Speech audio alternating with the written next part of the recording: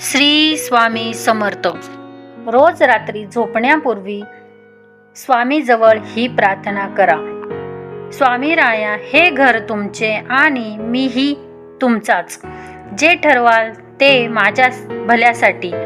काहीही करा, पण मन विचलित होऊ देऊ नका. जी सेवा करवून घेताय त्यात खंड पडू देऊ नका. नकळत काही चुका होत असतील तर त्या चुकांना स्वामी राया आळा घाला.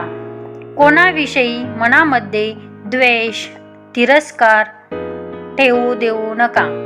कोणाविषयी राग नको. सर्वांशी प्रेमाने राहण्याची बुद्धी द्या आणि कायम सर्वांच्या पाठीशी राहा. श्री स्वामी समर्थ.